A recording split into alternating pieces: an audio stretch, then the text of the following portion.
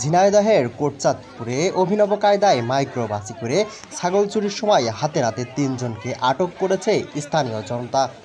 পরে তাদের পুলিশে সোপর্দ করা হয়। শুক্রবার দুপুরে জুমার নামাজের সময় উপজেলার কুশনা ইউনিয়নের ইকরা মাঝিলপাড়া গ্রামে পিচ রাস্তার ওপর এই ঘটনা ঘটে। আটককৃতরা হলেন যশোরের সরসা থানায় কেরালখালী গ্রামের হেলাল উদ্দিন ৩৫, সুপিয়া খাতুন ৫৫, ওমর ফারুক ৭। তারা সম্পর্কে মা, ছেলে ও নাতি। স্থানীয়দের অভিযোগ, সাধারণ মানুষের সন্দেহে এড়াতে স্থানীয়রা জানান, সাধারণ মানুষের সন্দেহ এড়াতে পরিবার সেজে তারা সংঘবদ্ধভাবে ছাগল চুরি করছিল।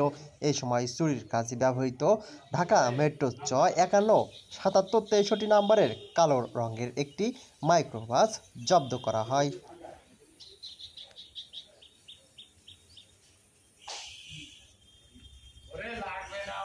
এ সময় খবর পেয়ে কোটচাঁদপুর তালসার পুলিশ ফাঁড়ির এএসআই সমীর হোসেন সঙ্গীয় ফোর্স নিয়ে ঘটনাস্থলে পৌঁছান। পুলিশ ঘটনাস্থল থেকে একটি লাল রঙের ছাগল ও ব্যবহৃত মাইক্রোবাস সহ ৩ জনকে আটক করে কোটচাঁদপুর মডেল থানায় নিয়ে যান। প্রাথমিক জিজ্ঞাসাবাদে হেলাল উদ্দিন ১২বাজার এলাকার একটি নির্জন স্থান থেকে প্রথমে ছাগলটি চুরির কথা স্বীকার করেছেন বলে পুলিশ জানিয়েছে।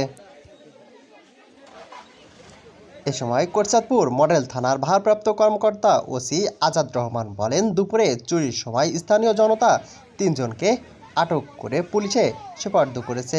খবর পাওয়ার পর পুলিশ তাদের হেফাজতে নেয় এবং চুরিকৃত ছাগলসহ ব্যবহৃত মাইক্রোবাসটি জব্দ করে।